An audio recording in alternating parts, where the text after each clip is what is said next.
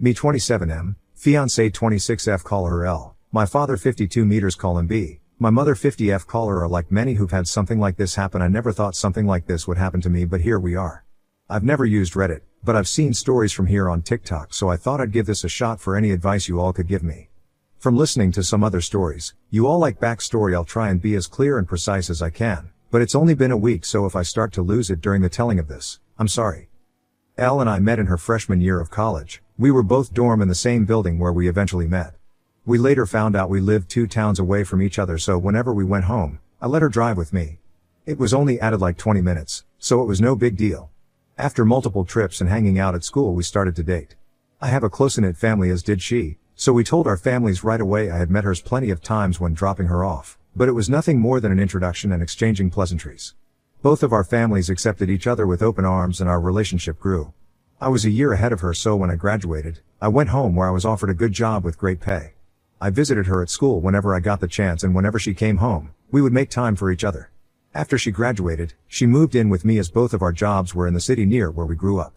Like me, she was offered a position at the company she works at now with great pay. After living together for about 3 years, I proposed, and we have been planning our wedding since. Now on to the part you're all reading for. Looking back, there was plenty of things I overlooked that I just wrote off, thinking my father was just trying to welcome my ex into our family. Things like my father calling her all the time, and if I was around, they would just tell me they were talking about the upcoming family party or something along those lines. One time Elle was in the shower and her phone rang. I seen it was my dad, so I answered. When he realized it was me, he sounded both upset and surprised that I picked up. I then asked what's up. He responded that he wanted to talk to Elle about my mother's birthday that was in a week, and after a minute we ended the call. Even typing this out now, I feel like an idiot for not seeing it sooner. On the day I found out, it was like any other day. Elle had Thursdays off, so she made breakfast for both of us. When I set out for work, she gave me a kiss and told me to have a great day. During my drive to work, I realized I had forgotten some paperwork I would need for a meeting I had at 3 p.m. I shrugged it off and told myself I would just go home at lunch to get it. Elle texted me throughout the day talking about all the casual stuff a couple talks about, like what do you want for dinner? I did the laundry, do you want me to hang it up for you, blah blah blah. I didn't think it necessary to text her I was coming home for lunch, so when it came around, I just left work and went home. When I got home, I noticed a car that looked like my father's in our parking lot, but I didn't think anything of it and just parked and went into our building. When I opened the door, I was met with a scene out of a movie where a man comes home early and catches his spouse cheating. Such a cliche. There was a trail of clothes, both his and hers, leading to my bedroom, and the sound of faint moans echoed through my apartment. I stood at the door in utter shock. My brain was a mix of rage, sadness and disgust, but if you were a fly on my wall, you would see what looked like a statue. I just couldn't move. When I finally snapped to, not knowing how much time had passed, I took out my phone to record. I picked up all the clothes that were on the floor and threw them into the hall of the building.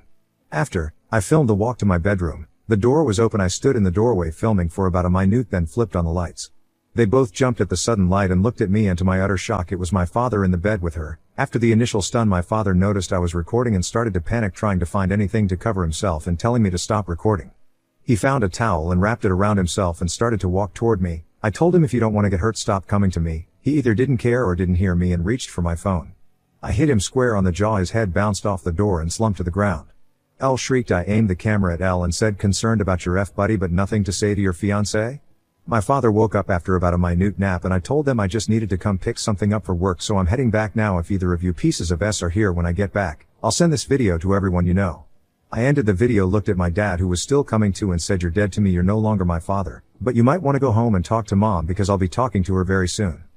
I sat in my car for a while until one of the bosses at work called to ask where I was. I told her I was on my way back right now. When I got to her office to hand her the paperwork, I must have looked awful because she started asking what was wrong with me. I told her it was nothing and I'd be okay. I could see her scanning me up and down, and she noticed some blood on my collar and stood up, rushed to me and said, you're bleeding. I looked down and said it was my father's. She looked confused, so I pulled out my phone and showed her the video. She watched it in its entirety. She was introduced to Elle a few times, but never my father. She sat there silent for a moment until it finally clicked that my fiancé was cheating on me, but not only was she cheating, it was with my father. She asked if there was anything she could do, suggesting I take some time off, but I told her I can't go back there right now. That I just need a minute and I'd be fine for the meeting, and I have another shirt in my office. The meeting went over fine. I put on a smile for everyone like nothing had happened. My boss came up to me after the meeting and asked how I could do that, but I just said I don't know and went to my office. I then came home, and I was alone for the first time in a very long time. Thank you for reading. I'm sorry I carried on so much, but it was therapeutic getting everything down. I just don't know what to do. I defiantly need to get the hell out of this apartment. I just can't live here anymore and there's no possible way I'm sleeping in that bed. I know not only do I have to go get checked out for STDs, but I think I broke something in my hand. Update 1. Wow. Hello everyone. I didn't expect to come back to Reddit and have this much support.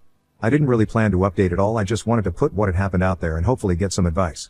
After I wrote down all that happened, I closed my computer and kind of fell into a depression. After I posted, it hit me like a train. To the ones who think it's fake, I wish I was this creative. I'd write books instead of working a 9 to 5. I'll try to reply more on this post I just logged back on, and it was honestly too much to try and reply to every comment. Just know I read through most of them, and I truly appreciate everyone's inputs, both negative and positive. So, the day after I posted, I tried to get into contact with my mother, but none of my calls were connecting. I wanted to see if she would get lunch with me, and I'd tell her everything. After about a dozen tries, I decided to get into my car and go to my mother's house. She needed to know what happened as soon as possible, even if talking about was going to make it hurt all over again.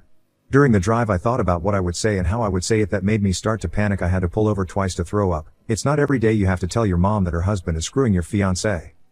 I pulled into the driveway and sat in my car for a moment to calm down and gather my thoughts. I was in my car for a few minutes when my mother threw her front door open, so I stepped out of my car. She started cursing at me, saying how dare I come to her home after I hit my father for trying to break up a fight between Elle and I. She called me every name in the book and called me an abuser. She told me I needed to leave since Elle isn't ready to forgive me yet, and that if she's smart she hopefully never will. Yes, apparently my father took Elle to my family's home and told my mom that Elle and I argued, and when my father tried to spot it, I hit him. She continued on for a while until I finally snapped and said, "Really mom, because your husband is effing my fiancé, that's why I hit him, and if you can't take my word for it, I have a video, I'll send it to you, but because my own mother can talk to me like this, don't expect to see me again. I don't want to hear your apology when you finally figure out that you're just as shit of a mom as my piece of shit father." Her face dropped. She looked like what I must have looked like when I first walked into my apartment and caught them. I pulled out my phone and sent her the video. My mom took hers out and turned it on. She pulled up the video and watched up until the part where I turn on the light.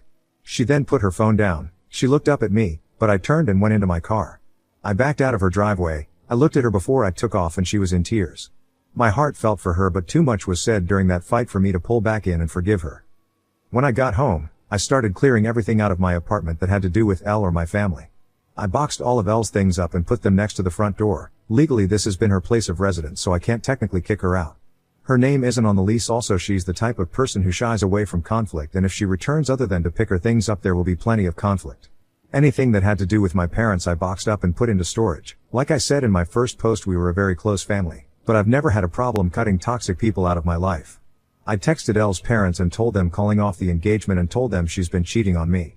I thanked them for everything they've done for me. Our relationship was still building, but they were kind and supportive of me, so this just added more hurt to the mix.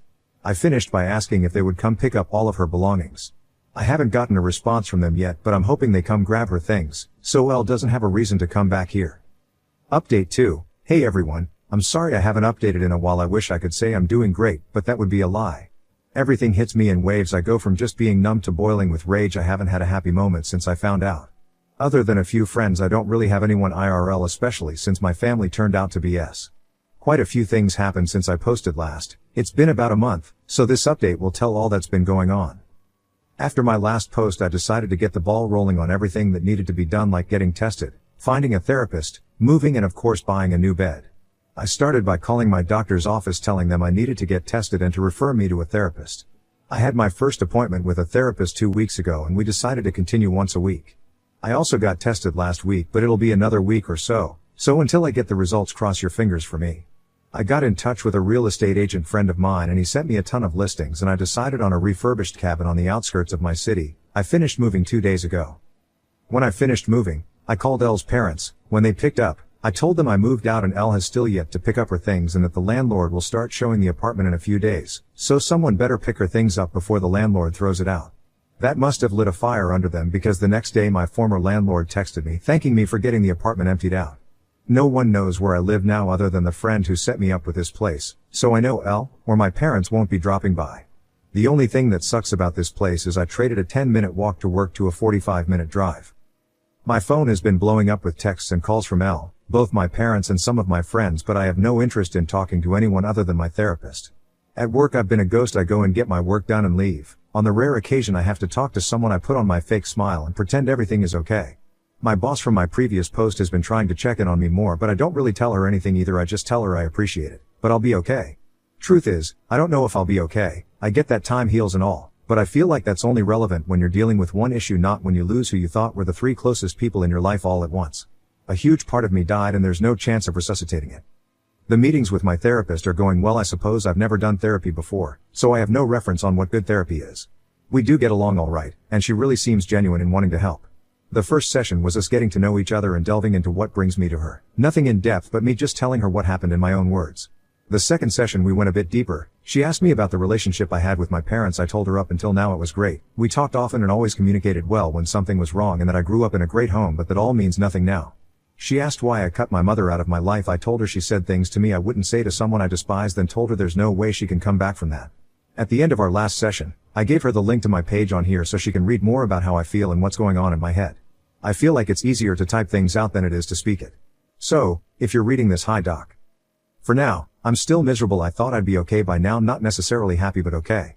I know some of it is my own fault not communicating to my friends, but when I think about responding to them it just seems so exhausting. I know they'll want to get together or come to my new place, but I just don't have the energy to be around them. Until I do, I'll work, go to my appointments and sit on my back deck sipping on some bottom shelf whiskey and try to enjoy this beautiful view. I haven't hunted since high school, so maybe I'll take that up again now that I can hunt from my back porch. Thank you all for reading this far. Update 3. Hey everyone, sorry I've been MIA for a while now. I'm writing this update to let you all know I'm alive and to give you the lowdown of what's been happening as of recent. First, I want to apologize to those who've worried about me the past few months. After my last post I was nowhere near okay, so I pulled back from everything. I secluded myself in order to heal and cope with what is now my life.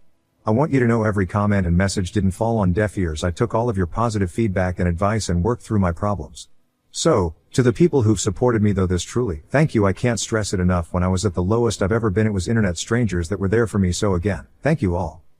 In my last post I was doing things like getting tested for STDs and trying to restart my life. I'm happy to inform you all I am clean and couldn't be more relieved.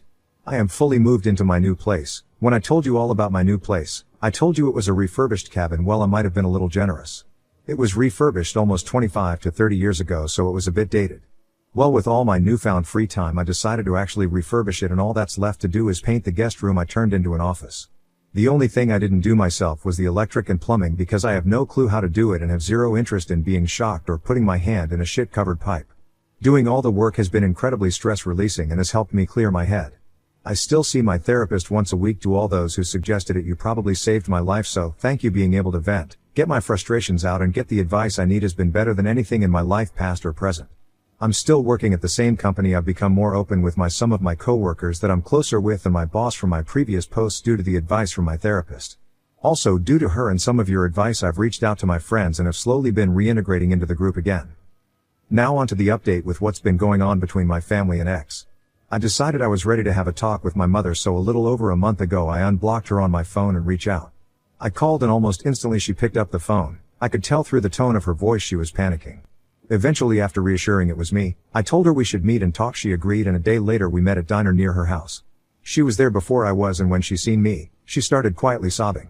When I sat, she apologized over and over again, telling me she could only take their word because she never thought them getting together would ever happen. I told her while I appreciate her apology, the things she said to me were despicable and something no mother should ever say to their child, and it showed me exactly what she thought of me. She cried harder and promised it's not true that when she was told I hit my father for no reason she was so angry, and when I showed up to the house, she just let her anger take over. Not wanting to go back and forth with her, I decided to move on. I said, speaking of that, Poss, what have you decided to do with him? She told me they've been separated. She just kicked him out since the day after I sent her the video, and she immediately found a lawyer. Then we moved on to my ex. She said that when I pulled away, she went back into the house and threw them both out. She was too disgusted to look at them. We talked for about an hour in total, and before I left, I told her I was in a dark point of my life, and because of the things she said to me I didn't have my mother when I needed her, and because of that I don't know if I could have her in my life. I then told her I'm willing to work on my relationship with her, but it will be at my pace. She stopped me before I could leave and told me she has to tell me something important. I sat back down, and she said Elle is pregnant. Elle apparently showed up to the house and told my mom. She said she didn't know if it's mine or my father's. Elle asked if I had been in touch so she can let me know. Obviously, she hasn't, so my mom just sent her on her way. Well, that's about it for the update. I have a lot on my mind, not sure what to do or feel. Thank you for reading. Sorry for rambling on and on. Now on to the next story. Story 2. My parents passed away when I was 2, or so. I thought they were dead until they showed up at my door in college. Alright, I've been trying to find the right subreddit to post this on, but it gets barred on the others due to part of the backstory. TW. Abuse, but I was recommended the sub. I'd if it quite fits, but might as well try. Long post, mobile, names changed, and all that. When I, 22M, was 2, I was adopted by my paternal aunt and uncle, because my parents died in a car accident. I'll name them Petunia, 47F, and Vernon, 50M, respectfully, for the sake of privacy. Now, I don't remember anything about the wreck or my parents, since I was 2. What I do remember was being the black sheep out of my 2 older cousins/siblings, Dudley, 25M, and Sam, 27F. I was an only child. They were always allowed to have extracurriculars and hang out with friends, where I was only allowed to be at 2 places without them, home and school. If there were also points where Petunia would be physically abusive to me, and even broke my arm at one point. I'll give Vernon credit for having a little bit of heart, as he took me to the hospital that one time when nobody else would and was a bit kinder, not by much though, and it's a low bar. Well, I moved out to the next state over for college, parents had inheritance set up, go Grizz, when I was 19, and am now in my 3rd year on a music degree. Yesterday, my maternal aunt and uncle, James, 44M, and Lily, 43F, dropped by my apartment unannounced, surprising as it's a 10-hour drive. They told me we needed to have a talk, so I came onto the porch, and that's when they revealed that they were actually my parents. I was silent in disbelief for a while, anger building up. For 17 years, I knew them only as my aunt and uncle. They were my safe space. At every family gathering, they would notice the marks of my aunt's abuse and comfort me, though they never confronted them about it. They were trying to explain themselves, but I cut them off, saying I don't want your explanation. Just leave. Before I went back inside and slammed the door.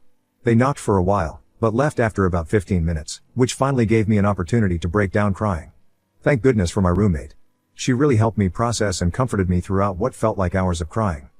Well, apparently my aunt found out, as she messaged me on Facebook, I can't block them because they hold access to my inheritance, which, now that I know they're alive, I have no idea how that works. She scolded me, telling me how cruel I was to my parents for not letting them explain. But I just couldn't react any other way. I thought for my whole life I was an orphan, but to know that they've been there this whole time, seeing the abuse and basically just watching? My head is everywhere still. I know my aunt is still just being manipulative and abusive, but she still has a bit of a grip on me and I just can't think straight. I'll add that since my initial attempt at posting, my mother sent me a message trying to explain everything. She said that they fell into financial hardship around the time they gave me up and couldn't afford to raise me, which I understand. Petunia and Vernon wanted another kid, but couldn't conceive, so they gave me away to them. What should I do? I get why they gave me up, and it feels like this is a chance to have a proper family, but at the same time, they've always been a part of my life as my aunt and uncle, and I feel they've abandoned me, as they just watched as I was abused. I'm at a crossroads. Update, my parents have raised from the dead and I'd what to do. I want to thank everyone for the response and kind words on here for the kind words, and apologies for not responding to pretty much any comments. I have been reading them, but my mental state has taken a bit of a hit from the situation, so I haven't had much energy to do individual responses. I'll try my best on this post. If you haven't seen the original post, here it is. That being said, by the advice of many of you, I've started seeing a counselor at my school. She's been great in helping me sort everything out in my head, and now I'm able to think a lot clearer. We've been coming up with a plan, and showing her the posts and comments have helped a lot. This is what we've come up with so far. 1. Create space. I talked to Petunia and Vernon, my aunt and uncle, on the phone. They were upset and harsh, but have so far mostly complied in my request for low contact. I did the same with Lily and James, my parents, over lunch, and they were much more understanding and are giving me the space I need to process all this. 2. Get tested. During the lunch I mentioned above, I also asked them if we could do some DNA testing. They've agreed, which I don't think they would do if they were lying, so that's eased my nerves a bit if they were lying. We're getting paternity and maternity test kits from LabCorp, at the advice of a couple friends who are law and medical students. 3. Figure out the inheritance. I didn't want to discuss this with Lily and James before getting back the DNA tests, so currently I still have no idea how this works. Like I mentioned before, they said the reason they gave me up was due to financial issues, so if that's true, where did they get the money from? The only thing I can suspect is my grandfather. He was amazing, we were close, but unfortunately he passed away when I was about 8. He was also very wealthy. For privacy reasons, I won't go into the specifics of how he made his money, but there was a lot. A 7 figures per family type deal. The only reasoning I can think of was either my parents redirected some of their inheritance to me, in a trust fund type deal, or my inheritance is directly from grandpa, and they're just taking credit for it in alignment with their story. But these are just theories. 4. Figure out why. If it does turn out that they are my parents, I need to know why they did it. I mean, I know they said they had financial struggles, but if and when they figured it out, why didn't they come back? Why did they spend this whole false narrative about their death, and them being my aunt and uncle? Why have they been silently watching, not doing anything about my abuse? Why are they coming back now? Despite how willing and supportive they have been so far through this process, I don't know if I can forgive them for essentially abandoning me and watching the mistreatment and everything from the sidelines. 5. Disconnect. Regardless on whether or not Lily and James are my parents, I'm going to disconnect myself from Petunia and Vernon.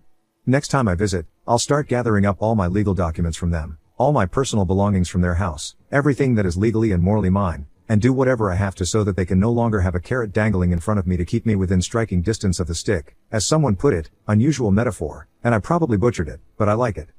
So, yeah. Not too much of a progressive update, and nobody really asked for it, but it's been about a week since my original posting and based on the response, I figured at least someone would want to know. Again, I appreciate all the love and support everyone's giving me, all the advice. If anyone has anything further to add, I would love to hear it. Final update, my parents came back from the dead. Hello again. It's been a while and I figured whoever had seen my original post/update would want an update to see how things are going. For those who haven't seen the posts, check my profile for the originals, but I'll also give a quick rundown of what's happened so far, as well as introduction of those involved. I am 22M. Petunia, 47F, and Vernon, 50M, are my, not so kind, aunt and uncle, who have raised me since I was 2, due to my parents being killed in a car wreck. Lily, 43F, and James, 44M, are my maternal aunt and uncle, but they recently came to my college doorstep a couple states away and said/revealed they were actually my parents, who supposedly died in a wreck when I was 2. My names have been changed for privacy. As many people have caught on to, yes, they are from Harry Potter. The update, the past month has been very rough for me. Lots of yelling, crying, and stress. I was diagnosed with depression and PTSD, most of it stemming from this situation. But I will say, all your love and advice, as well as therapy has helped me a lot. I don't want this to be one big block of text, so I'm going to try and format it as best as possible and split it into sections, DNA test, inheritance, etc. About a week after my last update, I received the results of the DNA test with Lily and James. They are indeed my parents. Because of their immediate agreement to take the tests, it wasn't very surprising, but it still felt like a truck hit me. I wasn't sure whether to be happy that my parents are alive, or rather be upset, knowing they borderline abandoned me, if not fully as they were aware of the crap that Petunia and Vernon put me through. I started discussing this with my therapist. I almost immediately moved on to looking at my inheritance, and as I and so many of you had guessed, it was indeed my grandfather's inheritance to me. Just another lie. With that knowledge, I immediately got to work getting it under my full control instead of having my aunt/uncle/parents delegating for me, though I have decided to give that role to a financial advisor. I talked to my parents to ask why they never took me back after they became financially stable again, as that was the reason they gave me for having to give me up. They said their financial situation recovered because of the inheritance they received from my grandfather, but because he died when I was around 8, they didn't want to uproot me from my home. While I do think there are other routes they could have taken, I'm willing to accept this. Going back to the therapy piece, I have decided that currently, I'm not going to forgive my parents for watching everything from the sidelines. So many times, they were 6 inches in front of me, when I thought they were 6 feet in the ground. They came over to Petunia and Vernon's house, and I'm sure that on more than one occasion, they watched their mistreatment of me, yet did nothing. So I'm not ready to forgive them, not for a long time. I'm planning for this to be my last update. I may give mini updates, but I'm mostly posting so that others can see the end of the hardest part of my life. But I would also like some new advice. I have full control of my inheritance, which has always been planned to be my college fund and will keep me comfortable for a while. That being said, I am going minimal if not no contact with my aunt and uncle. But that leaves my parents. While I don't forgive them, there is that part of me that wants them to still be in my life, that wants reconciliation, as I never got to truly have parental figures. But there's the other part of me that believes this is unforgivable and that doesn't want to see them ever again. What do you think? I did want to thank everyone once again for keeping up with the story and being there for me.